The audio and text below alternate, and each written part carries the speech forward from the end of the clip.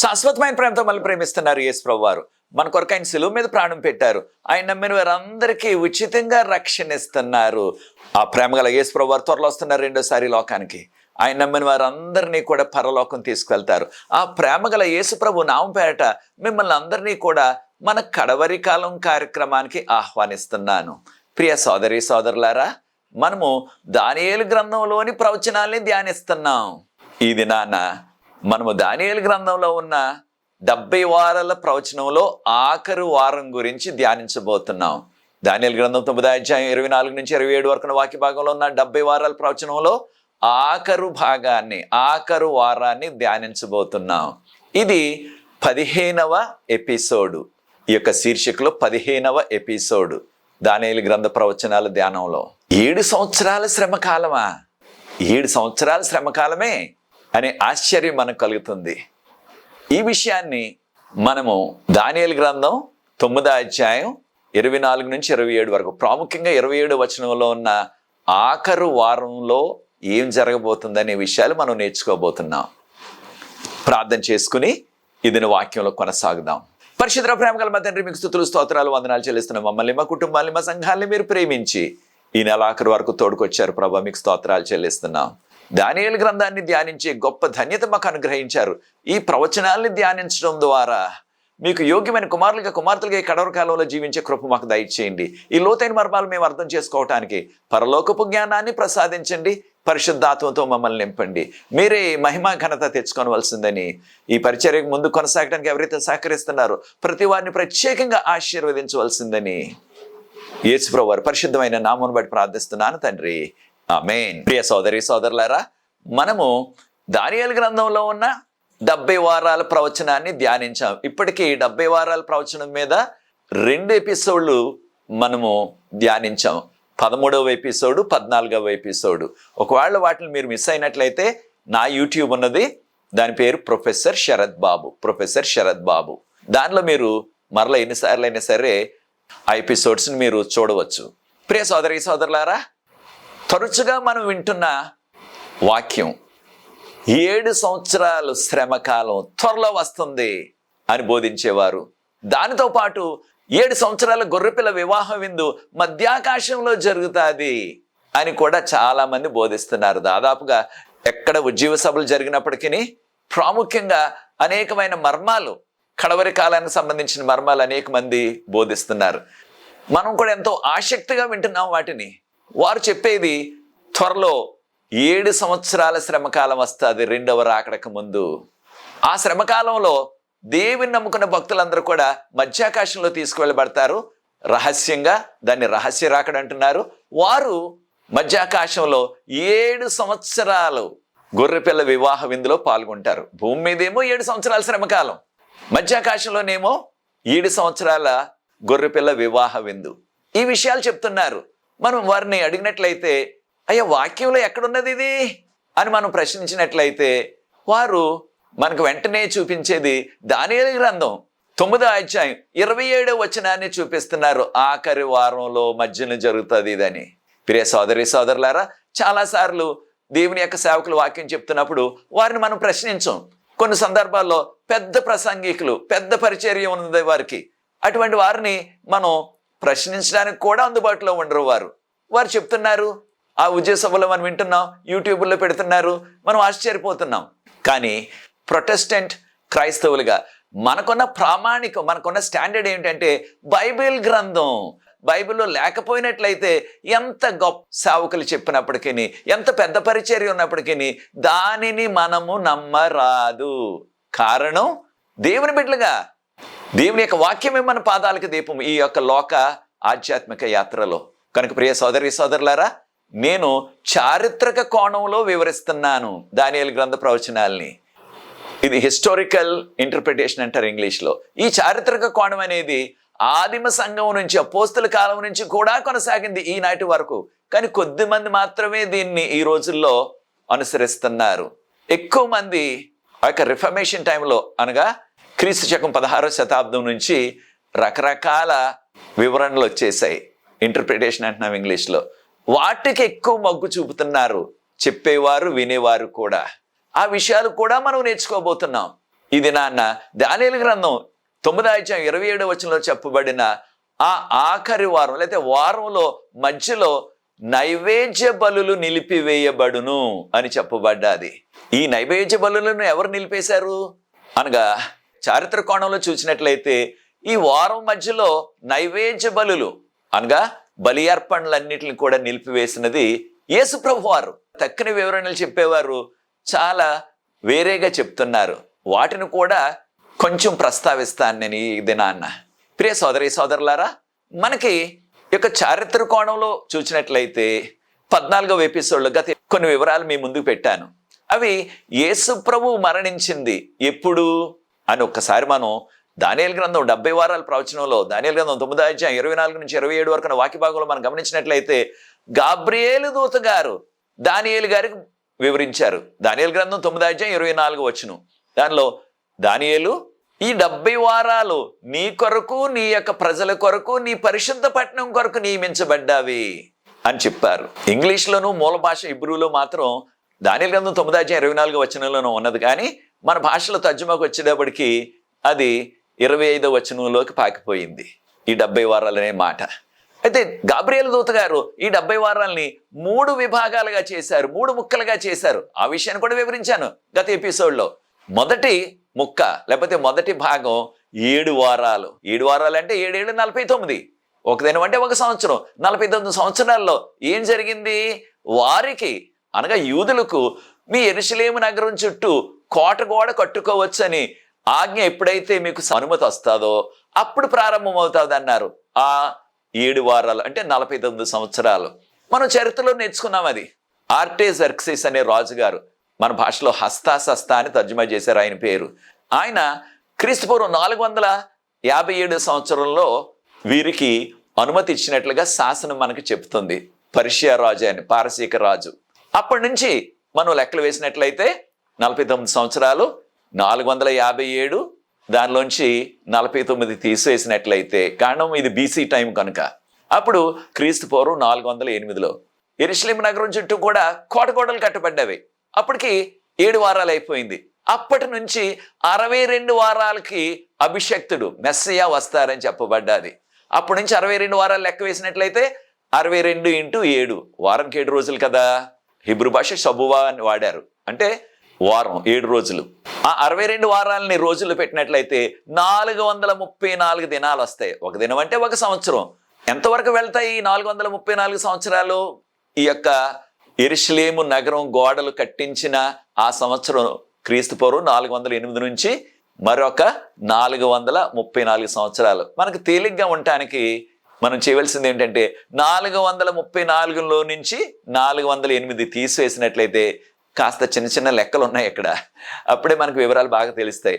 తీసేసినట్లయితే మిగిలేది 26, క్రీస్తు శకంలో ప్రవేశించే 26. ఎప్పుడైతే మనకున్న ఆ యొక్క గణిత శాస్త్రంలో ఉన్న ఆ యొక్క సూత్రం ఏంటంటే బీసీ తారీఖు నుంచి ఏడీ తారీఖులోకి మనం వెళ్తున్నప్పుడు 1 కలపాలని వారు నియమించారు, మనం చెప్పలేదు. అది వారి నియమం ప్రకారం 1 కలపాలంటే మిగిలిన ఆన్సర్ జవాబు మనకి 26. 26కి 1 కలిపితే 27. 27లో ఏం జరిగిందని నేర్చుకున్నాం? మెస్సయ్య ప్రత్యక్షమయ్యారు, అనగా యేసు ప్రభు బాప్తీసం తీసుకున్నారు. అప్పటి వరకు యేసు ప్రభు సామాన్య మానవుడే అనుకున్నారు ఆ నజరేతు వాసులు. ఆయన బాప్తీసం పొందిన కాడి నుంచి తర్వాత 40 దినాలు ఉపవాసం చేసిన తర్వాత అద్భుతాలు ప్రారంభించారు. నీటిని ద్రాక్షారసంగా మార్చేశారు కానా విందులో. తర్వాత చూపు లేని వారికి చూపించారు, కాళ్ళు లేని వారికి కాళ్ళు ఇచ్చారు, చనిపోయిన వారిని సైతం లేపారు. ఆ అద్భుతాలు చూసినప్పుడు వారు ఈయనే మెస్సయ్య అని నమ్మారు. కనుక 27వ సంవత్సరం చాలా ప్రాముఖ్యమైనది. క్రీస్తు శకం యేసు ప్రభు మెస్సయ్యగా ప్రజలు అంగీకరించడం ప్రారంభించారు. అప్పటికి ఎన్ని వారాలు అయిపోయి యేసు ప్రభు బాప్తిసం తీసుకునేసరికి ఈ 70 వారాల్లో ఎన్ని వారాలు గతించిపోయాయి? 7 వారాలేమో యెరూషలేము చుట్టూ గోడలు కట్టడానికి అయిపోయింది. మరొక 62 వారాలు, 62 × 7, 62 7 కలిపితే 69 వారాలు అయిపోయింది. 69వ వారం అయ్యేటప్పటికి యేసు ప్రభు వారు బాప్తిసం తీసుకున్నారు. బాప్తిసం తీసుకున్న తర్వాత ఆయన 3.5 సంవత్సరాలు పరిచర్య చేశారు. మరి ఆ 3.5 సంవత్సరాలు ఎక్కడ లెక్క పెట్టాలా? ఆఖరి వారంలో, 70వ వారంలో. కారణం గాబ్రియేలు దూత గారు ఎంతో విపులంగా చెప్పారు. దానియేలు గ్రంథం 9:24-25 గమనించినట్లయితే దానియేలు ఈ 70 వారాలు కూడా నీకు నీ ప్రజలకు, నీ ప్రజలంటే యూదులు, నీ యొక్క పరిశుద్ధ పట్టణం యెరూషలేము, వారికి మాత్రమే, మనకి కాదు, అన్యులకు కాదు. ఇది కడవరి కాలానికి సంబంధించినది కానే కాదు. ఈ విషయాన్ని మనం నేర్చుకోవాలా. యేసు ప్రభు వారు ఆయన అర్ధవారంలో, అనగా దానియేలు గ్రంథం 9:26 ఆయన వారంలో మధ్యలో చాసి అని అన్నారు ఆ హిబ్రూ మాట.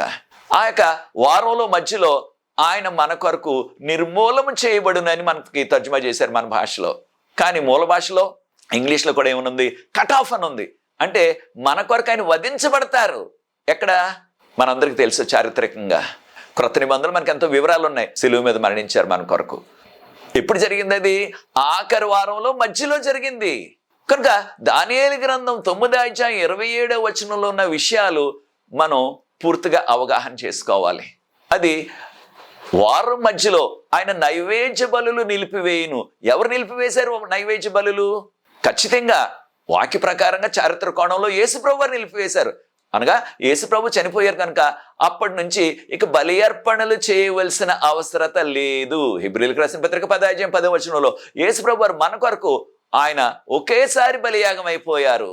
యోహాను సువార్త 1:29 యేసుప్రభు వారు మన కొరకు దేవుని గొర్రె పిల్లగా ఈ లోక పాపాలన్నింటిని కూడా మోసుకొని పోవటానికి ఆయన వచ్చారు, మన కొరకు మరణించారు. కనుక ఈ నైవేద్య బలులన్నీ కూడా నిలిపివేసినది యేసుప్రభు వారు, ఏ మానవుడు కాదు.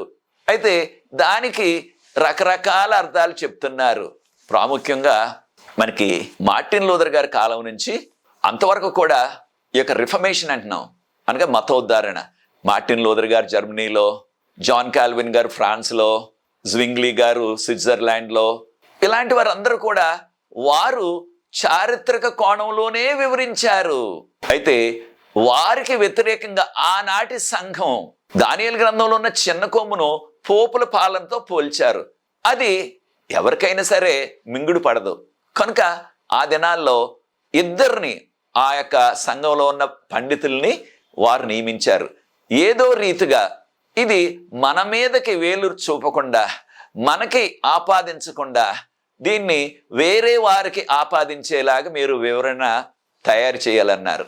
దానికి అనుకూలంగా స్పందించి ఆల్కజార్ అని, హెన్రీ ఆల్కజార్, వారి సంఘ సభ్యుడు, రోమా సంఘ సభ్యుడు, ఆయన ఒక విధానాన్ని తయారు చేశారు. ఏ విధానం? దాన్ని ప్రెటరిజం అంటారు ఇంగ్లీష్లో, ప్రెటరిజం.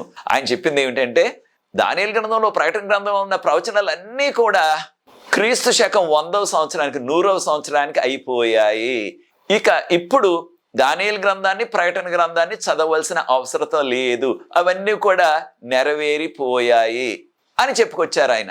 అప్పుడు ఆయన వివరణ ఏంటంటే, ఆయన కొంతమంది అడిగారు ఆ రోజుల్లో, మరి ఈ యొక్క దానియేలు గ్రంథంలో 9:27 చూపిస్తున్నారు కదా మీరు, వారంలో మధ్యలో నైవేద్య బలులు నిలిపివేయబడుతుందని, ఎవరు చేశారా పని అంటే ఆయన చెప్పింది ఏంటంటే, వెంటనే యేసు ప్రభు పుట్టక ముందు 163 సంవత్సరాల ముందు, 163 సంవత్సరాల ముందు, అది BC 163 అంటున్నాం. BC అనగా క్రీస్తు పూర్వం 163 వరకు కూడా 175, క్రీస్తు పూర్వం 175 నుంచి 163 వరకు ఒక రాజుగారు పరిపాలించారు. ఆయన పేరు యాంటియకస్ IV. ఆయన పూర్తి పేరు యాంటియకస్ ఎపిఫెనిస్ అంటారు.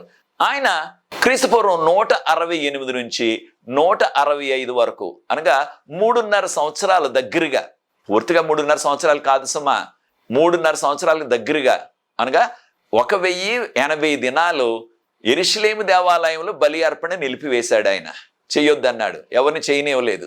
అప్పుడు ఆల్కజార్ గారు దీనికి నెరవేర్పు ఆయనే. ఎవరు? యాంటియకస్ అనే రాజుగారు, యాంటియకస్ IV అనే రాజుగారు అన్నాడు. కానీ దీనిలో ఉన్న లోపం ఏంటో చూడండి. ఈ యొక్క ఎవరైనా సరే ఈ నైవేద్య బలులను వారం మధ్యలో నిలిపేసేవారు ఎప్పుడు రావాలి? యేసుక్రీస్తు తర్వాత రావాలి. యేసు ప్రభు వారు శిలువ త్యాగం అయిపోయిన తర్వాత రావాలా ఈ సంఘటన. కానీ ఆల్కజార్ గారు చెప్పింది యేసు ప్రభు వారు పుట్టక ముందే, ఆ యొక్క BC టైంలో 163 సంవత్సరాల ముందు జరిగిపోయింది అన్నారు ఆయన. అది ఎలాగ సాధ్యం? దాన్ని మనం అంగీకరించడానికి ఏ విధంగా అది సాధ్యమవుతుంది? యేసు ప్రభు పుట్టిన తర్వాత, చనిపోయిన తర్వాత రావాల్సిన సంఘటన ఇది.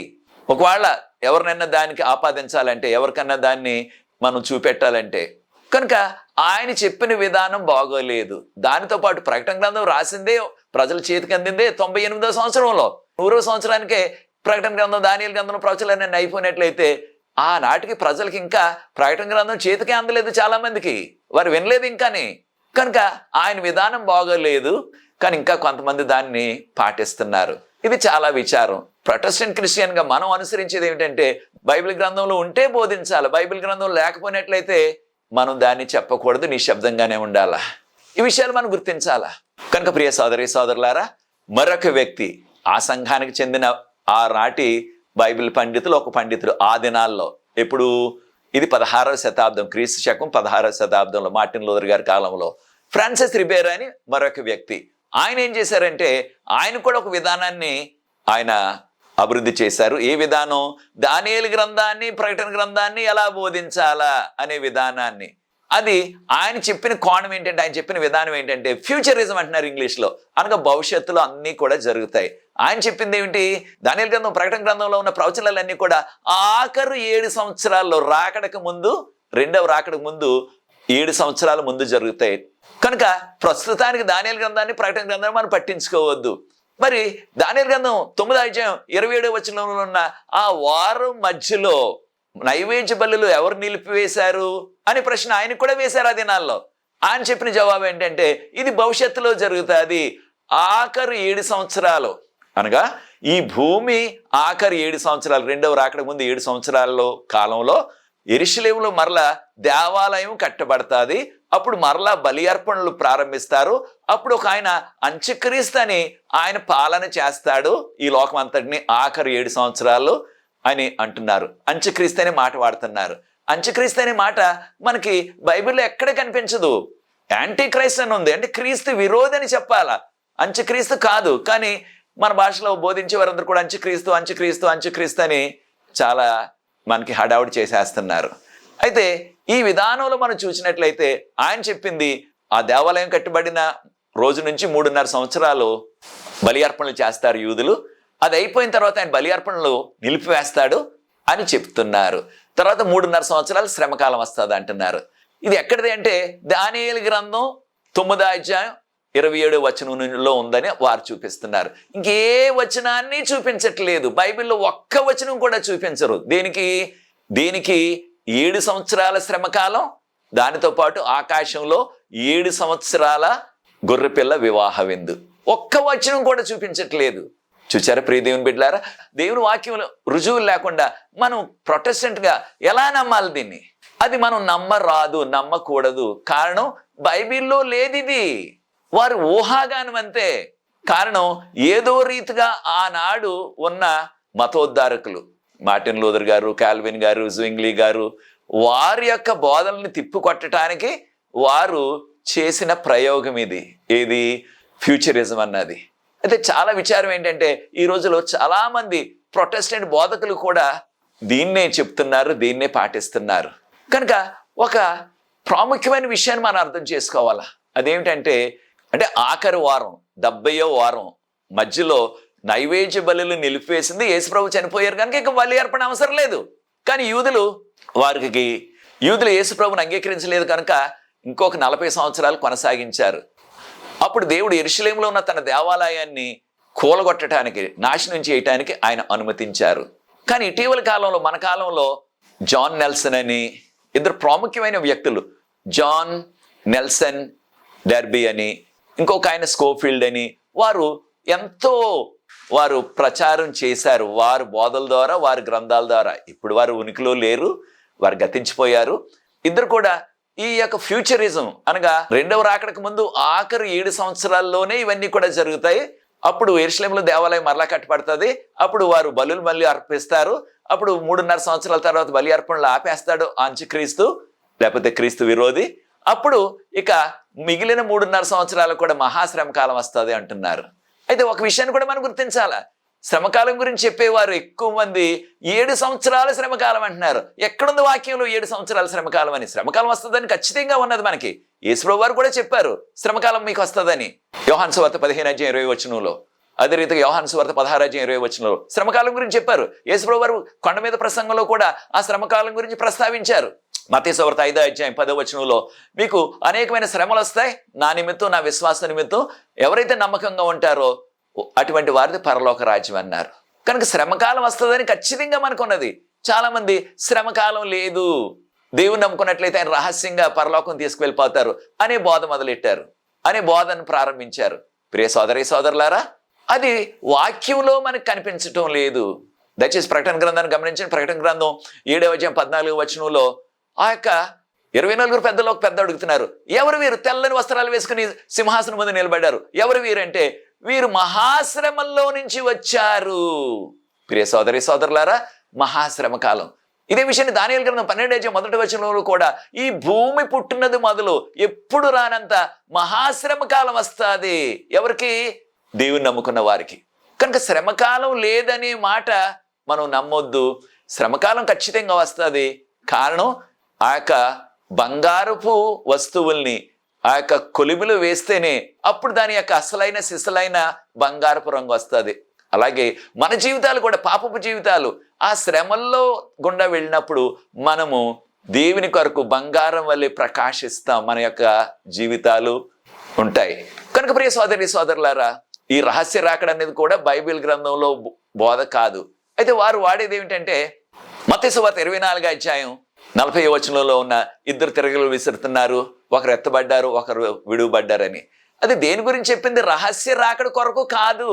కారణం, ఆయన రాకడ వచ్చే వరకు కూడా మీరు ఏ పనులు చేస్తుంటే ఆ పనులను కొనసాగించండి. అంతేగాని ప్రభు రాకడ వచ్చేస్తుందని మన చదువులు, మన ఉద్యోగాలు, మన వ్యవసాయాలు, మన వ్యాపారాలు మానుకోమని ప్రభు చెప్పలేదు. ఆయన వచ్చే వరకు మనం కొనసాగిద్దాం, కానీ విశ్వాసంలో ఉందాం. కారణం, యేసు ప్రభు 2వసారి వచ్చినప్పుడు మనకు చెప్పబడ్డాది. ప్రకటన గ్రంథం 1వ అధ్యాయం 7వ వచనంలో ప్రతి నేత్రము ఆయనను చూచును. 2వ రాకడ వచ్చినప్పుడు ప్రతి నేత్రం చూస్తారు. ప్రకటన గ్రంథం 1వ అధ్యాయం 7వ వచనం. మరి ప్రతి నేత్రం చూసినట్లయితే అది రహస్య రాకడ అవుతుందా? కానే కాదు. మరొక విషయాన్ని కూడా మనం గమనించాలా. 2వ రాకడ ఇప్పుడు కోటాను కోట్ల దూతలు బోరధ్వనితో వస్తారు. మరి ఎప్పుడైనా దొంగ బోర ఊదుకుంటూ వస్తాడా? దొంగతనం చేసే వ్యక్తి రానే రాడు. అయితే దేవుడు రహస్యంగా రావటం లేదు, బోర ఊదుకుంటూ, కోట్లాది దూతల బోరలు ఊదుకుంటూ ఆ యొక్క బహిరంగంగా ఆర్భాటంగా ఆయన వస్తున్నారు. కారణం, ఆయన వచ్చినప్పుడు ఎవరు అడ్డుకోగలరు? ఎవరు ఆయన ఆపేయగలరు? కనుక ఈ విషయాలు మనకి 1 తెస్సలోనికీయులకు రాసిన పత్రిక 4వ అధ్యాయం 16వ వచనంలో ఆయన ప్రధాన దూత శబ్దంతో బోరధ్వనితో వస్తారని చెప్పబడ్డది. కనుక ప్రియ సోదరి సోదరులారా, మత్తయి సువార్త 25వ అధ్యాయం 31వ వచనంలో కూడా ఆయన ఆ కోటాను కోట్ల దూతలతో వస్తారు. కనుక రహస్య రాకడ, సీక్రెట్ ర్యాప్చర్ అంటున్నారు ఇంగ్లీష్లో, అది వాక్యంలో లేదు మనకి. కానీ కొంతమంది అపార్థం చేసుకుని దాన్ని చెప్తున్నారు. కారణం, ఇదిగో చూడండి, బైబిల్ గ్రంథంలో ఉంది యేసుప్రభు దొంగలాగా వస్తారని. యేసుప్రభు దొంగ కాదు, ఆయన నేనే సత్యం అన్నారు. యోహాను సువార్త 14వ అధ్యాయం 7వ వచనంలో నేను సత్యమును మార్గమును జీవమును అన్నారు ఆయన. కనుక యేసుప్రభు సత్యం. కనుక ప్రియ సోదరి సోదరులారా, ఆయనకు దొంగ వలె రహస్యంగా రావాల్సిన పరిస్థితి ఆయనకు లేదు. బహిరంగంగానే రాగలరు, ఎవరు కూడా అడ్డుకోలేరు ఆయన్ని ఆయన వచ్చినప్పుడు. అయితే ఇటువంటి బోధలు ఈ దానియేలు గ్రంథంలో నుంచి చూపిస్తున్నారు. 9వ అధ్యాయం 27వ వచనంలోనే ఆ ఒక్క వచనాన్నే వాడుతున్నారు. అదేమో యేసు ప్రభు ఆయన మరణించిన తర్వాత బలి అర్పణలు నిలిపివేయబడ్డవి, నైవేద్య బలులు నిలిపివేయబడ్డాయి అని చెప్పటానికి మనకి చెప్పిన ఆ ప్రవచనం దానియేలు గ్రంథం 9వ అధ్యాయం 27వ వచనం. కనుక ప్రియ సోదరి సోదరులారా, దానియేలు గ్రంథం 9వ అధ్యాయం 27వ వచనంలో చెప్పబడిన ఈ యొక్క విషయం, యేసు ప్రభు యొక్క మరణం తర్వాత బలి అర్పణలు అవసరం లేదు, వాటిని ఆపేశారు. కానీ దాన్ని వక్రీకరించి ఇది 7 సంవత్సరాల శ్రమ, అదే సమయంలో 7 సంవత్సరాల వివాహ విందు ఆకాశంలో, మధ్యాకాశంలో అని చెప్తున్నారు. పాటలు కూడా దాని మీద కట్టేశారు. ప్రియ సోదరి సోదరులారా, మనకి బైబిల్లో ఎక్కడైనా ఒక్క వచనం చూపించినట్లయితే, ఒక్క వచనం 7 సంవత్సరాలు వివాహ విందు ఆకాశంలో జరుగుతుంది, లేకపోయినట్లయితే 7 సంవత్సరాలు శ్రమకాలం వస్తుందని ఒక్క వచనం ఉంటే సరిపోతుంది. మనకి ఎక్కడ కనిపించట్లేదు. కానీ దానియేలు గ్రంథంలో ఉన్నది, గాబ్రియల్ దూత గారు చెప్పారు కదా, దానియేలు గ్రంథం 9వ అధ్యాయం 24-25 వచనాల్లో, దానియేలు ఇది నీకు, నీ ప్రజలకి, నీ పరిశుద్ధ పట్టణానికి అనగా అది యూదులకి, మనకి కాదు. దానిలోంచి మనం ఒక్కటి కూడా తీసుకోవటానికి మనకు అర్హత లేదు. కనుక ప్రియ సోదరి సోదరులారా, ఈ విషయాలు మనం గమనించాలా. వీటిని మనం ప్రార్థనాపూర్వకంగా ఆలోచించి చూసినట్లయితే, వాక్యపు ఆధారం లేని ఏ బోధ అయినా సరే దానిని మనం నమ్మవద్దు. వారు ఎంత పలుకుబడి గల వాక్య పరిచారికులైనా, ఎంత పెద్ద పరిచర్య ఉన్న ఉన్నప్పటికీ వాక్యాన్ని చూపిస్తూ వాక్యం మనకు బోధించినట్లయితే, ఇదిగో చూడండి 7 సంవత్సరాల శ్రమ అని ఇక్కడ ఉంది బైబిల్ గ్రంథంలో అని ఒక్క వచనాన్ని చూపించినట్లయితే, పాత నిబంధన అయినా క్రొత్త నిబంధన అయినా, కానీ ఇది క్రొత్త నిబంధనలో కనుక క్రొత్త నిబంధనలో చూపిస్తే చాలా బాగుంటుంది. దానియేలు గ్రంథంలో కానీ ప్రకటన గ్రంథంలో కానీ ఇవన్నీ కూడా కడవరి కాలానికి సంబంధించిన ప్రవచనాలు. బైబిల్ గ్రంథంలో ఎక్కడ చెప్పబడలేదు 7 సంవత్సరాల శ్రమ అని. శ్రమకాలం అని ఉన్నది తప్పకుండా, ఎంతకాలం చెప్పబడలేదు. అదే రీతిగా మధ్యాకాశంలో గొర్రెపిల్ల వివాహ విందు, దాని గురించి కూడా మనకి 7 సంవత్సరాలని ఎక్కడ చెప్పబడలేదు. ఇది బోధిస్తున్న వారి ఊహ మాత్రమే. కనుక ప్రియ సోదరి సోదరులారా, చూడండి 1 యోహాను పత్రిక 2వ అధ్యాయం 18 నుంచి 20 వరకు ఉన్న వాక్య భాగాన్ని గమనించినట్లయితే, 1 యోహాను పత్రిక 2వ అధ్యాయం 18, 19, 20 వచనం గమనించినట్లయితే, యోహాన్ గారు ఆయన కాలంలోనే అనగా 1వ శతాబ్దంలోనే ఆయన చెప్పారు, అనేక మంది క్రీస్తు విరోధులు, యాంటీ క్రైస్ట్ అని వాడారు ఇంగ్లీష్లో, అప్పుడే వచ్చేసారన్నారు ఆయన కాలంలోనే. యాంటీ క్రైస్ట్ అంటే క్రీస్తు విరోధులు అనగా మనకి ఈ విషయాల గురించి చెప్తున్న వారు అంత్యక్రీస్తు అంటున్నారు. అంత్యక్రీస్తు అని మాట లేదు, వారు కల్పించిన మాట మాత్రమే అది. కనుక ప్రియ సోదరి సోదరులారా, బైబిల్ గ్రంథంలో ఉన్న ఈ వాక్యాలని మనం నమ్ముదాం. కనుక దానియేలు గ్రంథం 9వ అధ్యాయం 27వ వచనంలో చెప్పబడిన ఆఖరి వారు మధ్యలో యేసు ప్రభు వారు మరణించారు. అప్పటి నుంచి బలి అర్పణలు అవసరత లేదు. కారణం యేసు ప్రభు వారు మన కొరకు ఒకేసారి దేవుని యొక్క గొర్రెపిల్లగా ఆయన సిలువ మీద బలియాగం అయిపోయారు. ఇక మరలా ఆయన మరణించవలసిన పని లేదు.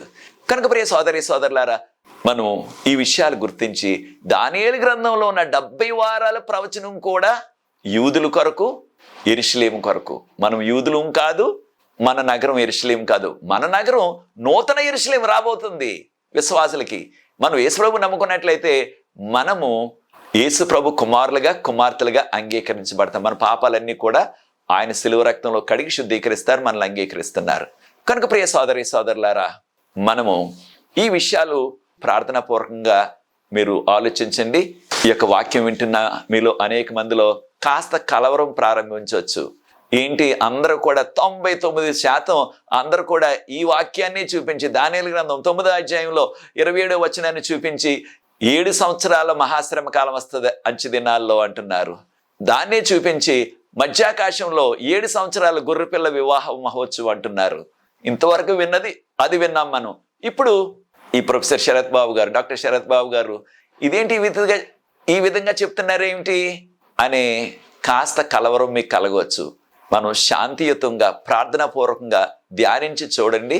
ఇది ఖచ్చితంగా యూదుల కొరకు, యెరూషలేము కొరకు చెప్పబడిన ప్రవచనం. కనుక ఈ యొక్క వారంలో మధ్యలో నైవేద్య బలులు నిలిపివేయటం అన్నది యేసు ప్రభు మరణం ద్వారా జరిగింది, అంతేగాని ఏ మానవుడు కూడా జరపలేదు. అది మరొక విషయాన్ని కూడా గమనించాలి. దానియేలు గ్రంథం 9వ అధ్యాయం 27వ వచనంలో యెరూషలేముకి ఏ గతి పట్టబోతుందో అన్న విషయాన్ని కూడా చెప్పారు. అనగా యెరూషలేము అంతా కూడా నాశనం అయిపోతుందని. యెరూషలేముని ఎవరైనా సరే మనుషులు నాశనం చేయగలరా? అది సాధ్యం కాదు. కారణం, ఈ యొక్క యెరూషలేమును నాశనం చేయటానికి సెనాచెరబ్ అనే రాజుగారు క్రీస్తుపూర్వం 705వ సంవత్సరంలో వచ్చారు. వస్తే దేవుడు తన దేవదూతను పంపించి వారందరినీ కూడా 185,000 మంది అస్సూరు సైన్యాన్ని హతం చేసేశారు ఒక్క దేవదూతే. ఈ విషయాలు మనం యెషయా గ్రంథం 37వ అధ్యాయం 36వ వచనం చదువుతున్నాం. యెషయా గ్రంథం 37వ అధ్యాయం 36వ వచనం చదువుతున్నాం. కనుక ప్రియ సోదరి సోదరులారా, మనము ఈ విషయాల్ని గ్రహించి మనం నేర్చుకునే ఆధ్యాత్మిక పాఠం ఏమిటంటే, తప్పకుండా ఈ యొక్క దానియేలు గ్రంథంలో ఉన్న 70 వారాలు కూడా ఇక వారితో అయిపోయాయి. యేసుప్రభు సిలువ మరణం పొందారు వారంలో మధ్యలో. ఇక మిగిలిన 3.5 సంవత్సరాలు అపోస్తులు వారందరూ కూడా యూదులకు మాత్రమే బోధించారు.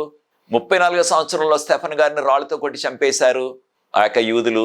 అప్పటికి ఈ 70 వారాలు అనగా 490 సంవత్సరాలు వారికి ఇవ్వబడిన యూదులకి, యెరూషలేముకి ఇవ్వబడిన ప్రవచన కాలం జరిగిపోయింది. కనుక ఇది జరిగిపోయిన విషయం. ఎప్పుడు భవిష్యత్తులో జరుగుతుంది, అంత్యక్రీస్తు వస్తారు, పాలన చేస్తారు అన్నది వారి ఊహ, వారు కల్పించిన విషయం. బైబిల్ గ్రంథంలో ఎక్కడ వాక్య ఆధారం దీనికి లేదు. ఎవరైనా మనం ప్రశ్నించినట్లయితే ఈ యొక్క విషయాలు బోధించేవారు వారు ఎప్పుడు కూడా వాక్యాన్ని చూపించకుండా, ఇదిగో చూడండి రిబేరే గారు చెప్పారు, లేకపోతే డెర్బీ గారు చెప్పారు, స్కోఫీల్డ్ గారు చెప్పారు, పలానా భక్తుడు చెప్పారు, పలానా పెద్ద ప్రసంగికులు చెప్పారు, వారి పేర్లే చెప్తున్నారు. కానీ మనకి వాక్యాన్ని చూపించట్లేదు. ప్రొటెస్టెంట్ క్రైస్తవులుగా మనకి ఆధారం, మనకి మూలాధారం, మనకి ప్రామాణికం, మనకి స్టాండర్డు బైబిల్ గ్రంథం. కనుకనే ప్రియ సోదరి సోదరులారా, ఇది నాన్న దానియేలు గ్రంథంలో ఉన్న ఈ 70 వారాల ప్రవచనాల్లో ఉన్న విషయాలు యేసు ప్రభు మన కొరకు సిలువ మీద మరణించారు. యేసు ప్రభుని ఎవరైతే రక్షకుడిగా అంగీకరిస్తున్నారో మన పాపాలన్నీ కూడా ఆయన యొక్క అమూల్యమైన రక్తంలో శుద్ధీకరించబడి మనము మంచు వలె తెల్లగా తీర్చబడి ఆయన కుమారులుగా కుమార్తెలుగా ఉంటాం. ప్రభు రెండోసారి వచ్చినప్పుడు ప్రకటన గ్రంథం 7:14 వారు తెల్లని వస్త్రాలు వేసుకుని వారి శ్రమల్లోంచి వెళ్ళారు. ఖచ్చితంగా కడవరి కాలంలో అనేక శ్రమలు వస్తాయి. ఏ శ్రమలు? కొనటానికి లేదు, అమ్మటానికి లేదు అనే రోజు రాబోతుంది. ప్రకటన గ్రంథం 13:16-18 వరకు వాక్య భాగంలో. కనుక ఎవరైతే యేసుప్రభు నమ్ముకుంటారో వారిని అనేక మందిని జైల్లో కూడా వేసేస్తారని ప్రకటన గ్రంథం 2:10 చెప్పబడ్డది. అనేకమైన శ్రమలు వస్తాయి. విశ్వాసాన్ని మనం తట్టుకున్నట్లయితే మరణం వచ్చే వరకు విశ్వాసంగా ఉండుము, నీకు జీవ కిరీటాన్ని ఇస్తానన్నారు ప్రభు వారు ప్రకటన గ్రంథం 2:10. కనుక ప్రియ సోదరి సోదరులారా, రాబో శ్రమ కాలంలో విశ్వాసంతో మనం కొనసాగుదాం. ప్రభు త్వరగా వస్తున్నారు. మనం ఊహించిన దానికంటే త్వరగా వస్తారు. ఆయన వచ్చే గడియ దినం, యేసు ప్రభు రెండో రాకడ దినం కానీ గడియ కానీ మనకు చెప్పబడలేదు. విశ్వాసంతో ఆధారపడి జీవిద్దాం. ప్రభు వచ్చినప్పుడు మనల్ని కూడా పరలోకం తీసుకెళ్తారు. అది నీ నిర్ణయం అయినట్లయితే, నాకు జీవ కిరీటం కావాలా, నేను ప్రభుతో కలకాలం ఉండాలని ఆశించినట్లయితే నాతో ఏకీభవించండి. ప్రార్థించి ఈ యొక్క 15వ ఎపిసోడ్ ముగిస్తాను. రాబో ఎపిసోడ్లో కూడా మరికొన్ని విషయాలు మనం నేర్చుకోబోతున్నాం దానియేలు ప్రవచనాల నుంచి. ప్రార్థన. పరిశుద్ధ ప్రేమగల మా తండ్రి, మీకు స్తుతులు స్తోత్రాలు వందనాలు చెల్లిస్తున్నాం. మా కొరకు మీరు సిలువ మీద మరణించారు. ఆ విషయాన్ని ముందుగానే 550 సంవత్సరాల ముందుగానే చెప్పించేశారు ప్రభు దానియేలు ప్రవక్త చేత. అక్షరాల అది జరిగింది. మీ వాక్యంలో చెప్పింది ఏదైనా ఖచ్చితంగా జరుగుతుంది ప్రభువా.